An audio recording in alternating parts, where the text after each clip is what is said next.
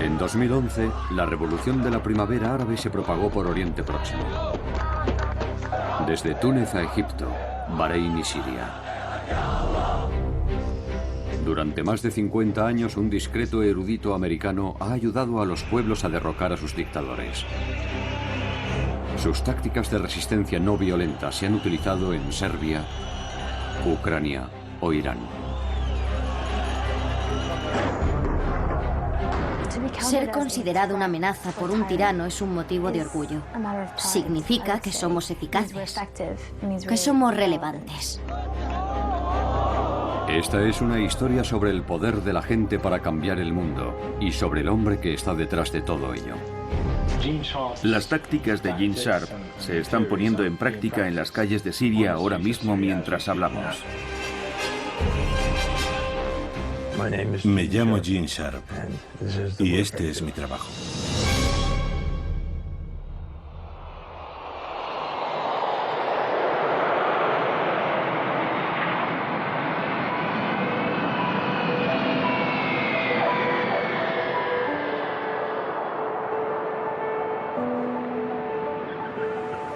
¿Cómo describiría su trabajo? Describir mi trabajo siempre ha sido un problema.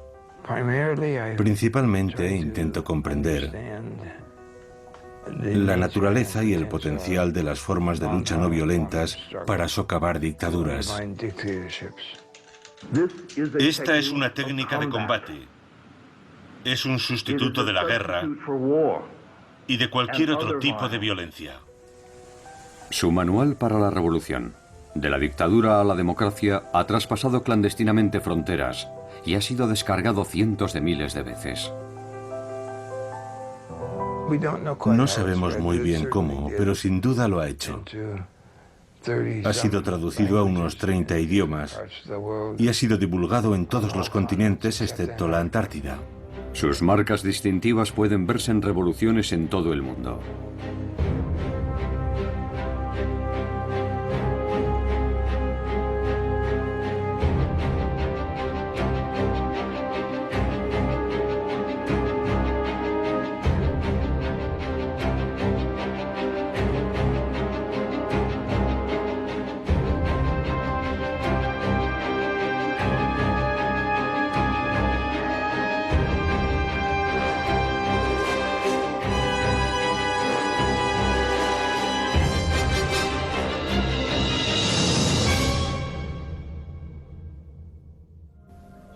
Los libros de Gene contienen 198 métodos de resistencia no violenta.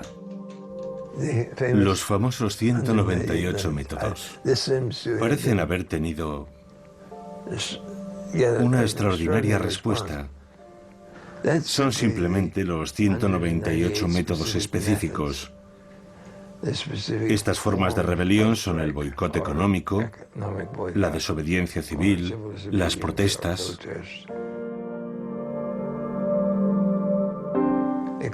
Son la contrapartida a los diferentes tipos de armas y bombas militares, a la lucha militar.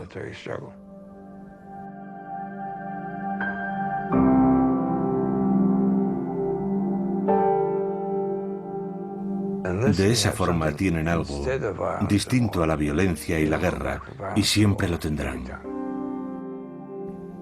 En 1983, Sharp fundó la institución Albert Einstein para difundir la lucha no violenta. Durante años son muchos los que han venido aquí, a Boston Este, en busca de ayuda. Yamila Rakib lleva más de 10 años trabajando para Gene. Había estudiado su trabajo a un nivel muy básico, así que la mayor parte de mi aprendizaje tuvo lugar cuando entré en la institución. Y me enganchó.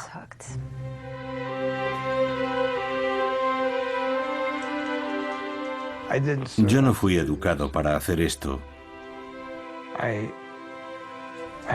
Yo tenía una formación religiosa que me llevó a querer transformar este mundo en un lugar mejor y en mejores condiciones que cuando lo encontré. Y cómo hacerlo fue siempre un problema.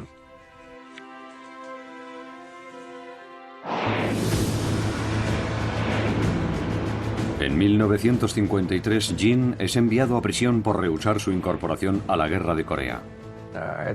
Me condenaron a 2 años, de los que cumplí 9 meses y 10 días. En aquellas circunstancias contabas los días igual que los meses, pero no creo que mi actitud sirviese para nada. Sirvió simplemente para mantener mi propia integridad moral, así que continué haciendo mi trabajo, que era lo realmente importante. Nunca conocí a Einstein, pero le escribí, no recuerdo cómo conseguí su dirección. Le dije, voy a hacer esto y voy a ir a la cárcel.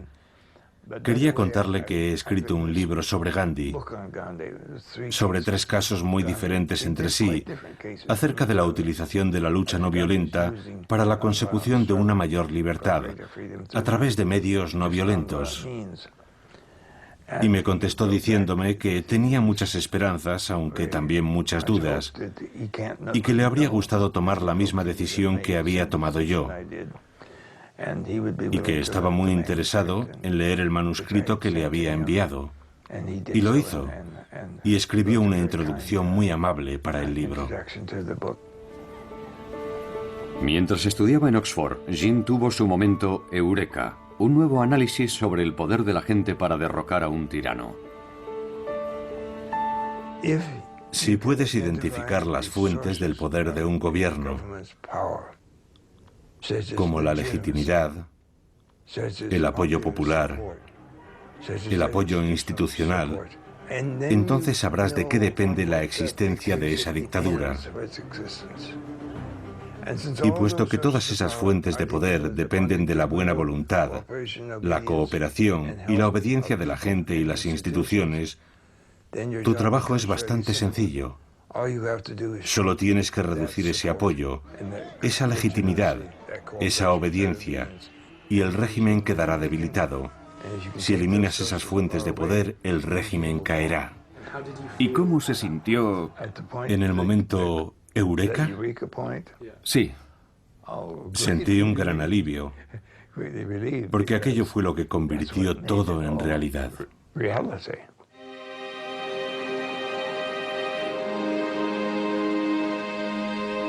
Mientras enseñaba sus teorías en Harvard, Jean conoció al coronel Bob Helby, héroe de la guerra de Vietnam.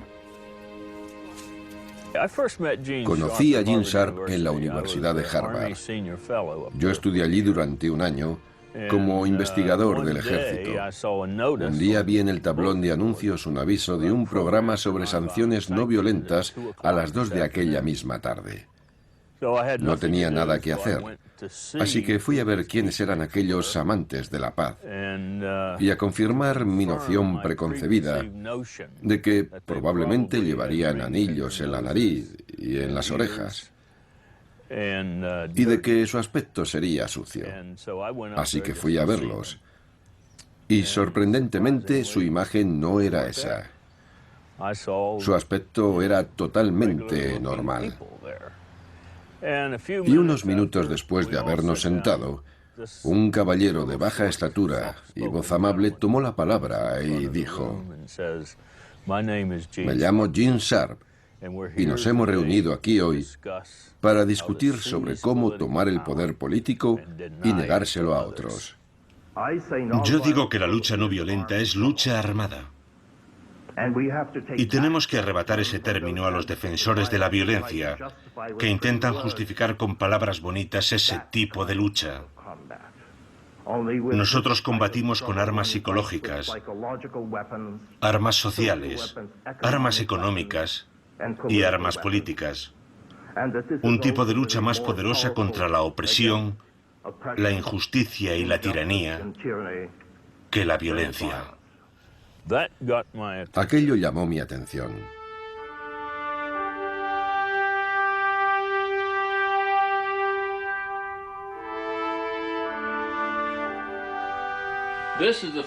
Esa es la bandera del 5º Batallón del 79 de Caballería de los Estados Unidos. El 7º de Caballería, como todos sabéis, era el regimiento del general Custer, que luchó y murió en la batalla de Little Big Horn. Este soy yo en mi juventud. Tenía mucho más pelo. Y este es el diploma de la Cruz por Servicio Distinguido que obtuve en Vietnam.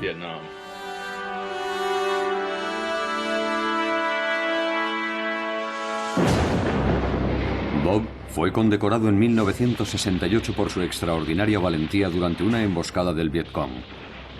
Pero su experiencia cambiaría su punto de vista sobre la forma de resolver los conflictos. Vietnam influyó en mi punto de vista sobre la importancia de la lucha no violenta y particularmente sobre la importancia de mostrar las ideas de Gene Sharp al resto del mundo. Vietnam me convenció de que tiene que existir una alternativa distinta que no consista en matar a la gente. Como funcionario de defensa en Birmania, Bob había visto cómo la dictadura militar perseguía a la minoría Karen. Tras dejar el ejército, volvió para enseñar a los Karen las lecciones de Gene sobre la resistencia no violenta. Estaba hablando con uno de los comandos Karen y de repente me dijo: ¿dónde demonios estaba esta información? Llevamos combatiendo y matando gente durante 20 años. ¿Cómo es que no sabíamos esto? Otros birmanos se acercaron y me preguntaron si podríamos escribir algo que les orientara sobre cómo pasar de una dictadura a una democracia. Ese fue el origen, lo que dio lugar a la escritura del libro, Los birmanos. Yo no podía escribir sobre Birmania porque no conocía bien ese país. Y nunca se debe escribir sobre algo que no se conoce. Así que tuve que escribir de forma genérica. Si había un movimiento que quería acabar con una dictadura, ¿cómo podían hacerlo? Así que escribí aquellas teorías y se publicaron por entregas. Se publicaron en inglés y en birmano. Y pensé que ahí quedaría todo. Las manifestaciones en la plaza de Tiananmen en 1989 hicieron comprender a Gene la importancia de la planificación y la estrategia.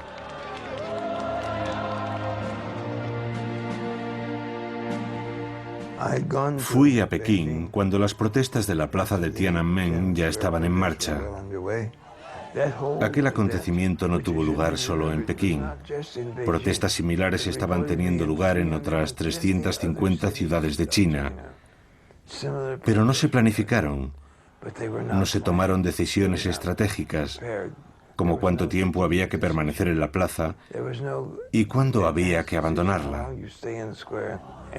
Los estudiantes no tenían un plan, estuvieron improvisando constantemente. Y más tarde supimos que muchos de aquellos ciudadanos chinos que estaban en la calle protestando fueron tiroteados y asesinados. La idea de que la improvisación te proporcionará un gran éxito es absurda. Es exactamente lo contrario. Si no sabes lo que estás haciendo, lo más probable es que te metas en graves problemas.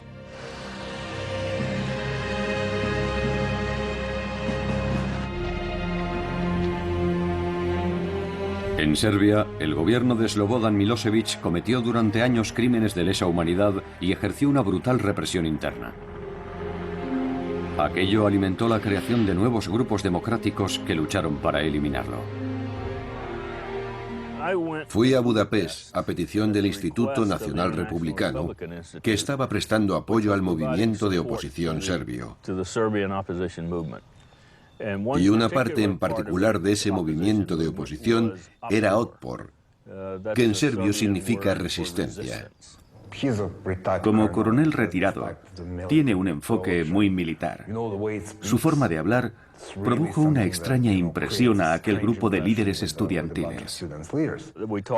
Hablamos durante un rato y dije: aquí falta algo. No hemos hablado sobre quién es el líder de esta organización. ¿Quién es el líder? Y uno de ellos me contestó: no tenemos líder. Y yo dije: un momento, chicos, yo no me he caído de un árbol mientras venía hacia aquí. Alguien tiene que estar dirigiendo una organización que ha movilizado a toda la sociedad serbia. Así que estuvimos alrededor de una hora tratando de engañarle acerca de algunas cuestiones. Y era porque no nos sentíamos muy cómodos dando detalles sobre nuestra organización a un extranjero. Y entonces me explicaron por qué no parecía haber un líder definido. Lo hacían para ocultárselo al gobierno. El gobierno no sabía quién estaba al mando. Más tarde supe que estaba hablando con el líder, Sergei Popovich. Bob empezó a enseñar las lecciones de Gene Sharp a los nuevos revolucionarios serbios.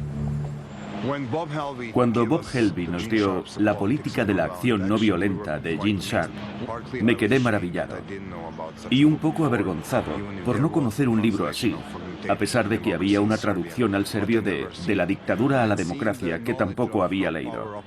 Y ver escrito detalladamente en un libro cómo opera el poder, cómo funcionan sus pilares de apoyo y todas esas cosas que habíamos aprendido a base de golpes, fue realmente increíble.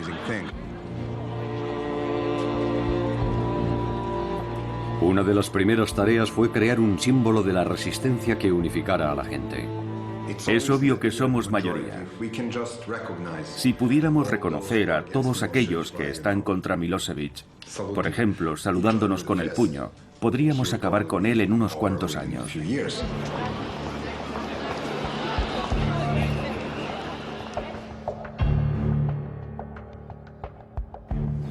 La atomización se produce cuando el régimen intenta hacer que cada individuo en la sociedad sea una unidad aislada. Es una de las principales formas de control de estos sistemas. Hacer que la población, que la gente, se tenga miedo, que tenga miedo a hablar, a actuar en grupo, que nunca le digan a un vecino, o incluso a veces a un miembro de su familia, lo que piensan realmente.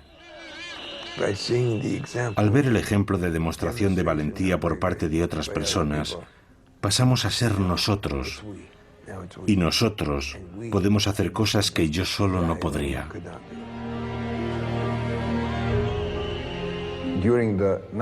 En el 96 y el 97 nos manifestábamos día tras día. La policía nos bloqueaba y cada día éramos menos, porque era muy aburrido seguir en la calle durante el duro invierno. Así que dijimos, ¿por qué no vamos a casa y hacemos ruido desde nuestros balcones?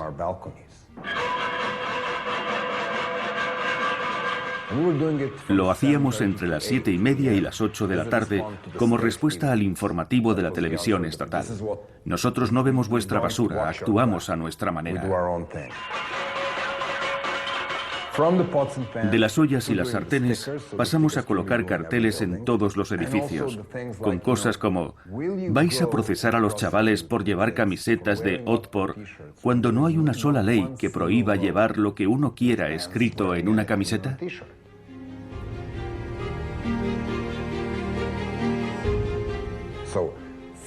Así que los policías que entraban en los institutos y detenían a estudiantes solamente por llevar la camiseta, luego iban a casa y hablaban con su mujer, cuya amiga se estaba quejando porque su hijo había sido detenido.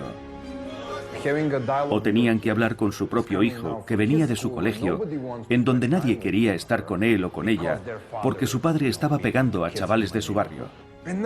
Y así, la opresión sistemática dejó de funcionar.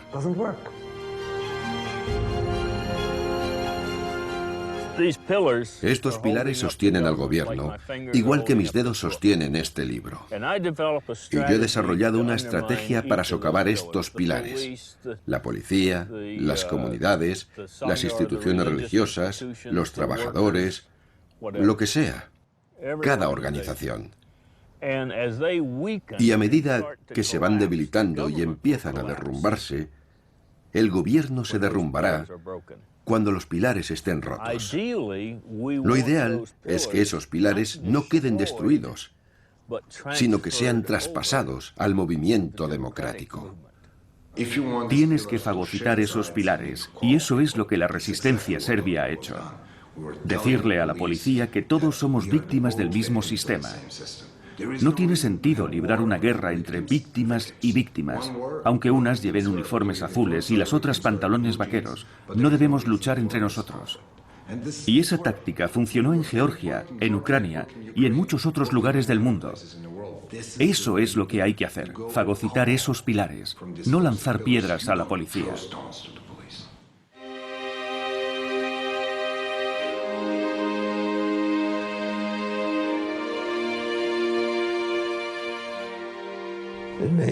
Hay mucha gente en situaciones de conflicto a la que le gustaría utilizar la violencia, pero sus adversarios casi siempre tienen muchas más armas militares, más armas violentas que los resistentes potenciales. Si como resistente eliges luchar con la violencia, tu adversario tendrá todas las ventajas, porque estás eligiendo luchar con las mejores armas que él posee. Pero puedes elegir luchar con armas no violentas, que son mucho más difíciles de contrarrestar para tu adversario.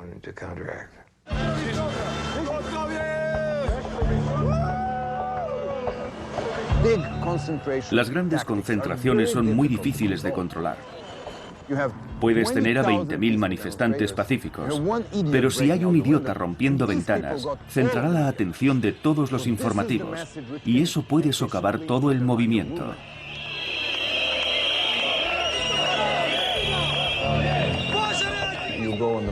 Si estás en una manifestación y existe el riesgo de que la gente sea detenida, ¿qué debes hacer? En vez de colocar a los tipos grandes delante, colocas a las chicas.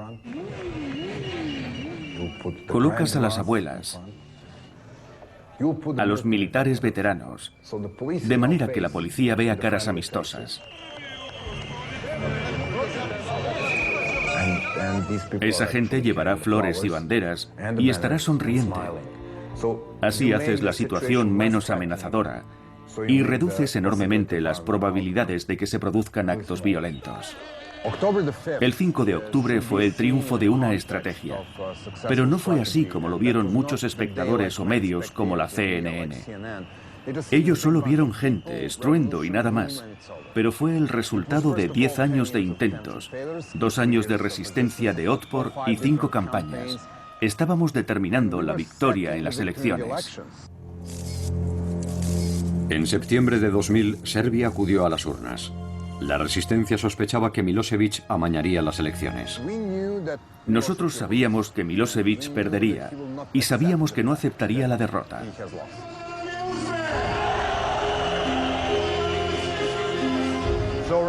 A eso de las 3 de la tarde había 300.000 personas gritando en la plaza y de una forma no violenta tomaron este edificio.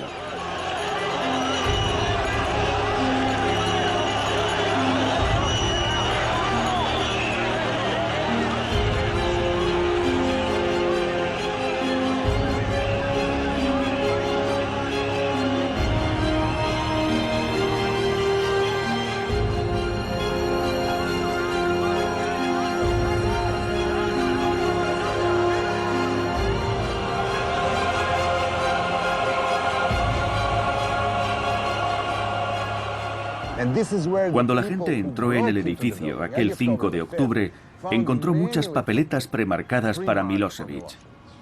Era allí donde se estaba llevando a cabo la trampa, en la segunda planta del edificio.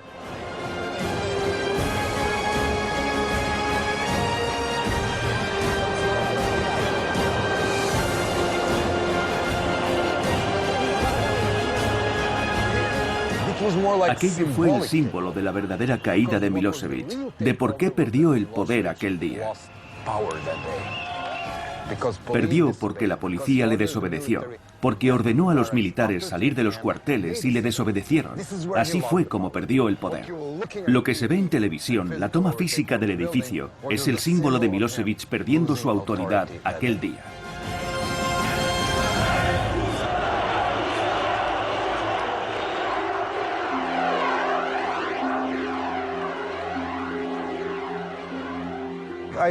Lo que aprendimos de Bob, el pensamiento y la escritura de Gene Sharp, ha influido en nuestra forma de pensar y ha hecho nuestra lucha más eficaz en un momento muy importante, cuando estábamos preparándonos para la lucha decisiva. Creo que lo que Bob y Gene están haciendo es valiosísimo en todo el mundo. Y aunque las revoluciones no violentas no pueden ser exportadas o importadas, el saber cómo aplicar la lucha no violenta sí puede transmitirse. Y se está transmitiendo ahora mismo, mientras hablamos.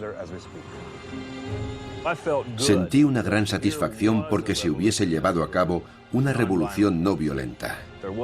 No hubo violencia por parte de la oposición democrática. Y eso demuestra que todas esas teorías que Jin ha estado exponiendo año tras año son alternativas realistas al conflicto violento. Después de lo de Serbia, estuvimos trabajando con georgianos, ucranianos, moldavos, iraníes, personas de Zimbabue, Colombia, Guatemala, Papúa Occidental, de lugares del mundo que no podría señalar en un mapa.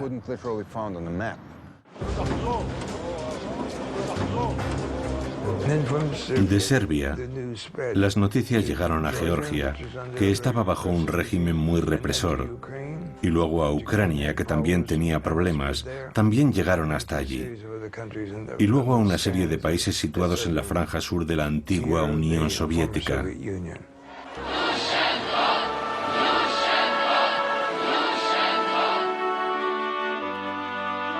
Vladimir Viatrovich, uno de los líderes de la Revolución Naranja de Ucrania, utilizó el libro de Jin para convencer a los activistas de que había una poderosa alternativa a la violencia. Entre los grupos de protesta había diferentes ideas, y entre ellos gente que estaba dispuesta a utilizar la alternativa violenta. El libro de Gene Sharp, De la dictadura a la democracia, enseña que se puede y se debe luchar contra los dictadores con medios no violentos. Esa idea fue muy importante y ayudó mucho. Fue una gran inspiración para la creación de la Revolución Naranja.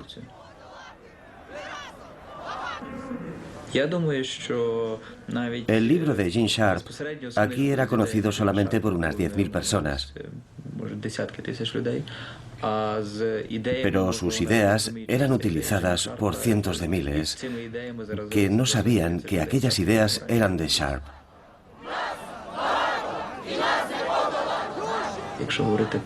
Aunque la gente no sepa quién es Gene Sharp, sí conocen sus ideas, lo que hace de él una persona muy influyente en el mundo.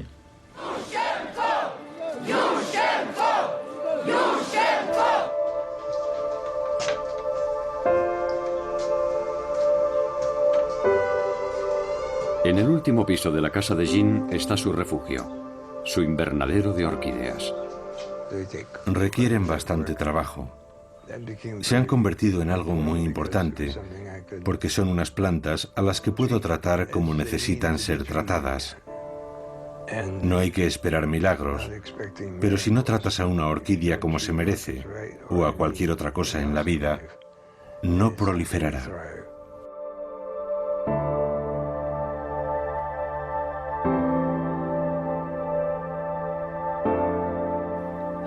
¿Cómo se siente al ver propagarse su trabajo? Su propagación ha sido notable. Siempre pienso, sigo asombrado. Sigo asombrado. Ver una obra que yo consideraba básicamente una introducción, creo que tiene entre 70 y 80 páginas, despegar así ha sido la confirmación de que el análisis era bastante preciso. No se ha propagado gracias a un anuncio, a una buena publicidad. Se ha propagado porque la gente lo ha encontrado útil, lo ha encontrado importante.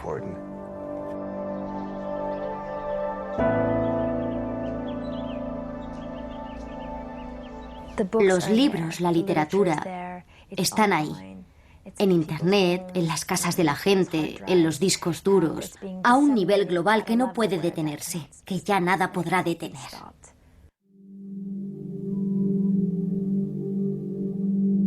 Hay gente que se esfuerza en desacreditarnos. En una ocasión, el presidente Chávez se refirió a nosotros como una pandilla de gringos y dijo que la institución Albert Einstein no entendía Venezuela. Y yo pensé, puede que no comprendamos del todo la situación de Venezuela, que es probablemente muy compleja, pero yo no soy un gringo. Gene Sharp, George Bush y sus ideólogos de este golpe suave mecha lenta, señores, este plan de ustedes aquí en Venezuela, olvídense. En 2008, el gobierno iraní emitió un vídeo propagandístico acusando a Jin de trabajar para la CIA. La Casa Blanca, Washington, D.C. Gene Sharp, el teórico de la desobediencia civil y de las revoluciones de terciopelo, que ha publicado tratados sobre esta materia, es uno de los agentes de la CIA, encargado de la infiltración estadounidense en otros países. Viendo nuestra oficina pueden comprobar lo bien subvencionados que estamos.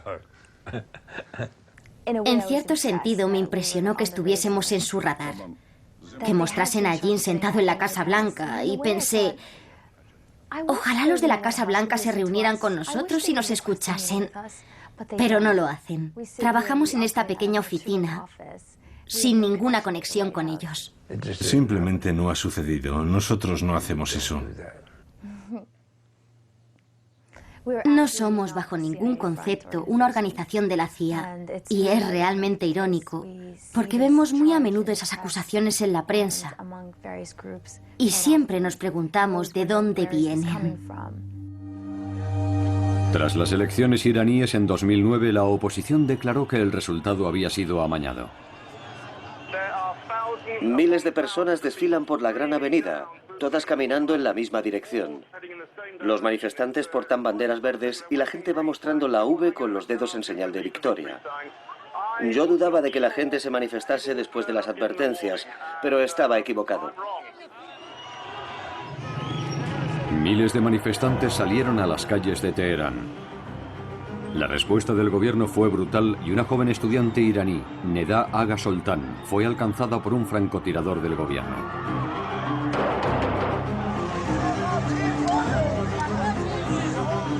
Su imagen se convirtió en la llamada a la movilización.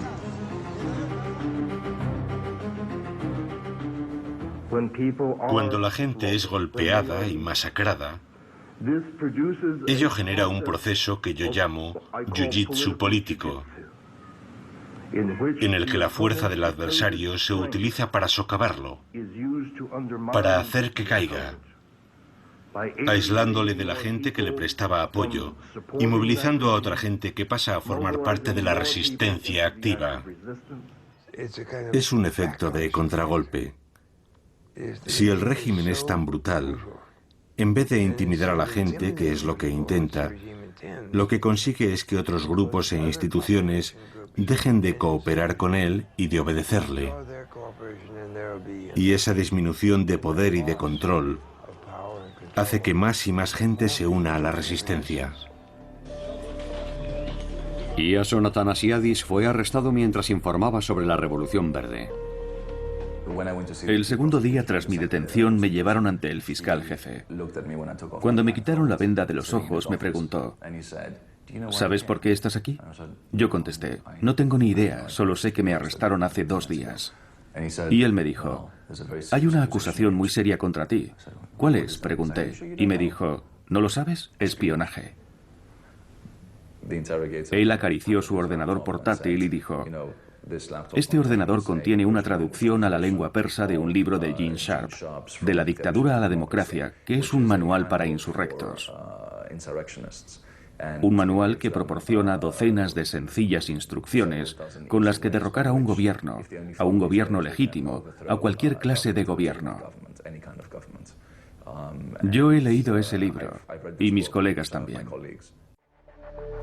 Los organizadores del levantamiento fueron acusados de utilizar más de 100 de los 198 métodos de Gene Sharp.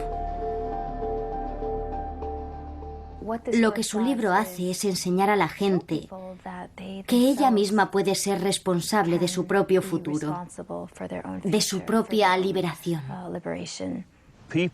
La gente está empezando a liberarse. No tiene que depender de un poder externo. Este es Serja, mi gato, llamado así en honor de Serja Popovich. No tienen que depender de un poder externo, pueden hacerlo ellos mismos. ¿Y puedes imaginar lo feliz que eso hace sentirse a un país? Lo hemos hecho nosotros. Por eso es tan importante que transmitamos ese conocimiento. Los Estados Unidos no tienen por qué ocupar ningún país. No hacemos ningún bien con eso, ni nosotros ni la Unión Soviética. Dejemos a la gente en paz y démosle el poder para cambiar un gobierno si lo quieren cambiar. Ser considerado una amenaza por un tirano es un motivo de orgullo. Significa que somos eficaces, que somos relevantes. Significa que el trabajo que hacemos en esta pequeña oficina amenaza a esos regímenes. Y creo que eso está muy bien. Sí.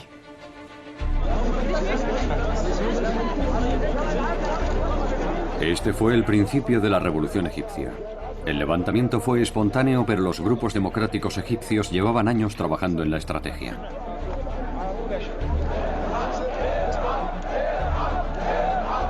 El grupo egipcio que falla visitó por primera vez a Jin en Boston en 2006. 5 años después, antiguos revolucionarios serbios estaban entrenando a nuevos grupos en El Cairo. Y la Hermandad Musulmana Egipcia colgó el libro de Jin, traducido al árabe, en su página web. Cuando llegó el momento estaban preparados para liderar la revolución. Conectamos en directo con la Plaza Tahrir, la Plaza de la Liberación. Rory, conocemos las altas medidas de seguridad que se iban a tomar alrededor de la plaza. ¿Se respira un ambiente diferente al de ayer o al de antes de ayer? Sí, hoy el ambiente es increíble. El sector de la sociedad egipcia que abandonó la Plaza Tahrir ayer ha vuelto reforzado. Han conseguido reactivar la protesta. Hay niños muy pequeños, mujeres, ancianos, la gente canta y baila. Hay muchos instrumentos musicales en la plaza. Y está más llena de lo que ha estado estos días. Ahmed Maher era uno de los líderes del Grupo Democrático Egipcio 6 de abril. Estábamos esperando a que ocurriera algo que encendiese la llama, que provocase un gran movimiento de personas. Y ocurrió en Túnez.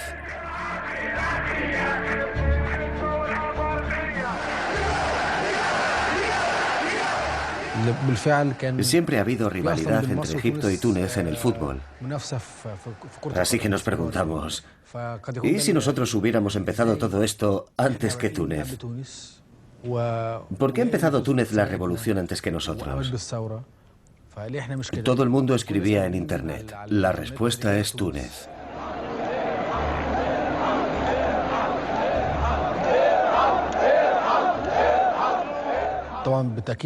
Por supuesto que los libros de Gene Sharp tuvieron un gran impacto en nuestro movimiento. Y también encontramos en Internet otros libros y películas que, al igual que Gene Sharp, hablaban de la poderosa lucha no violenta, de cómo desarrollar esa lucha no violenta y ponerla en práctica para conseguir nuestros fines. Así que hubo muchas fuentes de inspiración para esa idea.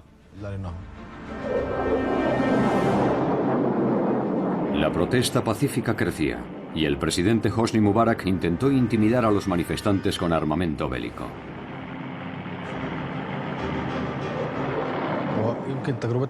Nuestra situación era distinta a la de la resistencia serbia, que antes de su revolución se había ganado a la policía y al ejército. Nuestro caso era muy diferente. Estábamos librando una gran batalla contra la policía, mientras que el ejército se mantuvo al margen durante todo el tiempo. Así que nuestra experiencia fue muy diferente a la serbia. Incluso después de violentos choques con la policía, los líderes revolucionarios restablecieron la disciplina no violenta. Los manifestantes se enfrentaron a ataques brutales de la policía, pero se mantuvieron en su sitio.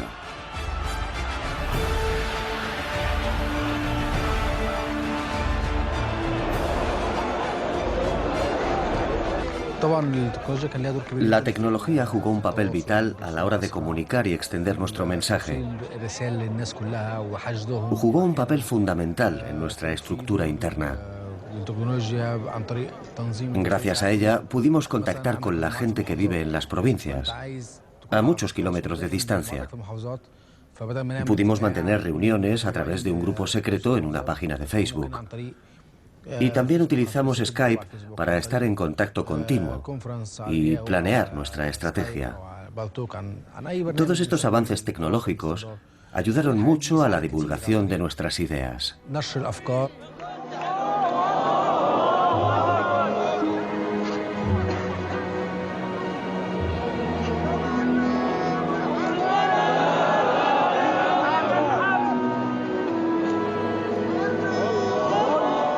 Mientras los musulmanes y los cristianos se protegían mutuamente durante sus rezos, sus líderes trataban de ganarse el apoyo del ejército. ¿Qué hizo que el ejército nos apoyase al final? El ejército, a fin de cuentas, proviene del pueblo. Sus miembros son parte del pueblo y tiene un importante papel nacional.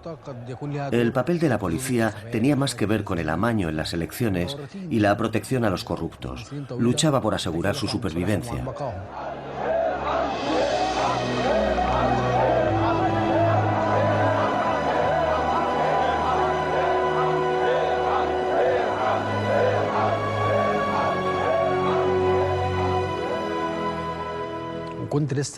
Mientras regresaba a la Plaza Tahrir, pasé por delante de una cafetería que tenía la televisión encendida con el volumen muy alto y estaban transmitiendo el discurso en directo.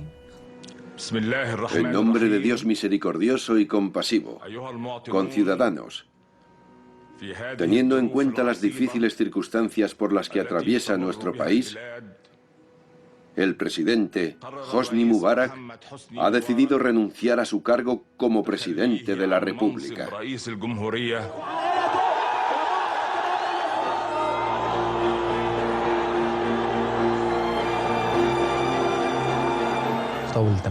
Me volví loco de alegría cuando escuché el discurso. Me senté y me puse a llorar.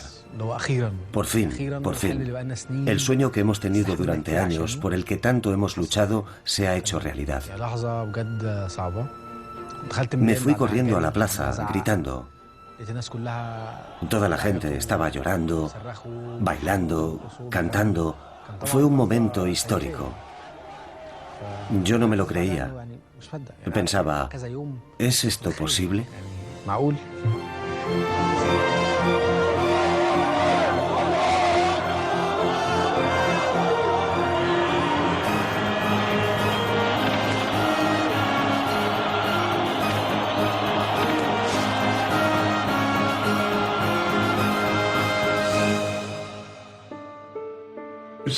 Alguien sabía muy bien lo que estaba haciendo. Y no necesitamos que nadie nos atribuya o me atribuya el mérito si no es merecido o no está documentado.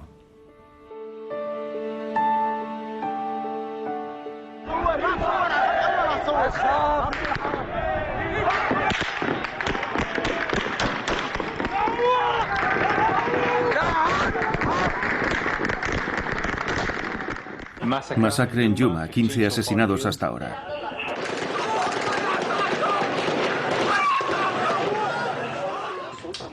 Osama Monayed es experto en comunicaciones y uno de los líderes del levantamiento sirio. Esto es un vídeo de un chico al que disparan. Un niño grita, "Mi hermano, mi hermano". Osama coordina una red de cámaras secretas por todo el país. Es una cámara de alta definición conectada a un módem vía satélite que obtiene imágenes en directo y que transmite por Internet. Hoy hemos conseguido enviar estas imágenes a Al Jazeera. Las tácticas y teorías de Gene Sharp se están poniendo en práctica en las calles de Siria ahora mismo mientras hablamos. Lo que hicimos fue promover esas tácticas y explicárselas a la gente en nuestras páginas de Facebook y también en YouTube. Así es como se aplican, poniendo flores en los puntos donde han caído los héroes, mostrando ilustraciones de la campaña de grafitis durante las manifestaciones. También limpiando las calles y dejándolas más bonitas para demostrar que podemos hacer las cosas mejor que el régimen en lo que se refiere a servicios. De la dictadura a la democracia te da la inspiración, la seguridad de que esto puede conseguirse, de que puede suceder realmente. En el verano de 2011, tras un ataque brutal del ejército sirio, Osama viajó a Boston para reunirse con Gene. ¿Cuándo estuviste aquí por última vez? No recuerdo exactamente. ¿Fue en 2007 o en 2006? Sí, hace años. Cuando solo había unas cuantas personas que creían en un escenario de resistencia no violenta en Siria. cuando solo unos pocos creían que esto podía suceder realmente en un país como Siria. Muy bien. Todo listo.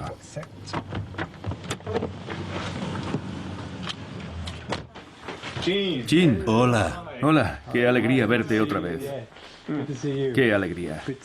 Me alegro de verte. Yo también. ¿Cómo estás? Vamos tirando. Es fantástico que hayas encontrado un hueco para venir a saludarme. El placer es mío. Y te puedo asegurar que hay muchas cosas de las que hablar. Este es un nuevo territorio para nosotros. Sí, sí. Nunca hemos estado allí en persona y los casos que hemos estudiado no coinciden exactamente. Es un hombre tan humilde y tan sensato. Y hablando con él te das cuenta de lo increíble que resulta que todos estos extraordinarios escritos provengan de esa pequeña oficina en el viejo Boston. Es realmente interesante. Tal vez hay una cosa que se ha aprendido, entre comillas, de Túnez y Egipto, y que yo considero un error, un grave error, y es que el gobernante existente tenga que dimitir. No tiene que dimitir. Si le quitas todos los apoyos que lo sostienen, caerá, independientemente de lo que él quiera hacer. Esa es la diferencia entre la coerción no violenta, cuando tiene que dimitir porque se le obliga a hacerlo, y la desintegración, cuando el régimen sencillamente se desmorona. Ya no queda nadie con poder suficiente para dimitir. Si Einstein fue el genio de la física, Gene Sharp es el genio de las libertades, de cómo conseguir las libertades.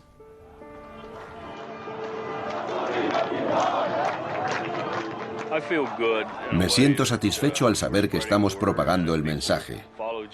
Y si los pueblos siguen el consejo de Gene en cuanto a librar una lucha no violenta, tarde o temprano ganarán.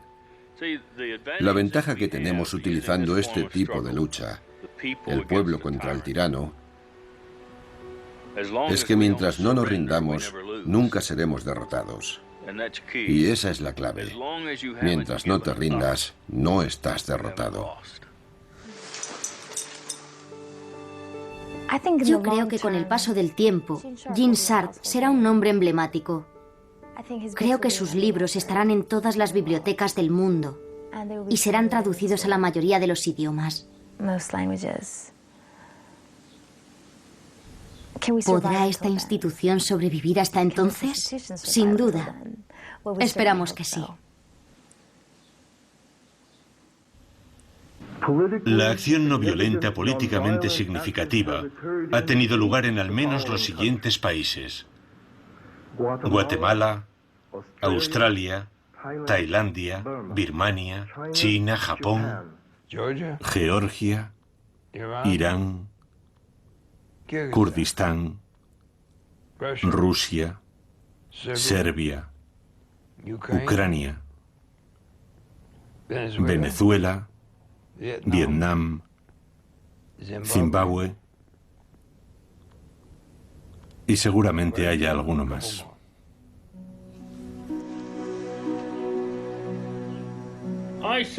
Pienso que se está desarrollando entre ellos una relación padre-hija. Pueden sentarse, hablar, están en la misma onda. Ella lo protege y creo que lo quiere como una hija quiere a un padre. Gene Sharp es, por supuesto, mi mentor personal, pero creo que ha representado ese papel para multitud de seres humanos. Es una persona que ha dedicado su vida a proporcionar los medios para que la gente oprimida pueda alcanzar la libertad de forma autosuficiente. Y eso es algo que ha cambiado el mundo y continuará haciéndolo de forma extraordinaria. Es algo muy personal. Es simplemente amor.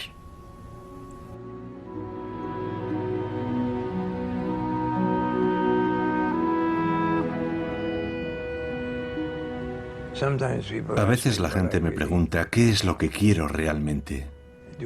¿Tengo un sueño? Claro que lo tengo. Sueño con que la gente oprimida del mundo sea capaz de aprender de los datos disponibles y de las nuevas experiencias.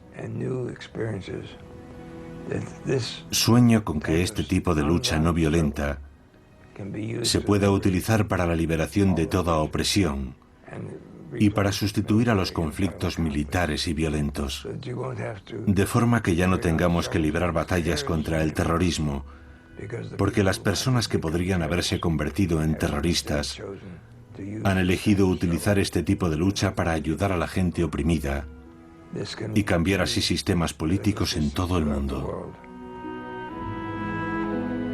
Me llamo Gene Sharp y este es mi sueño.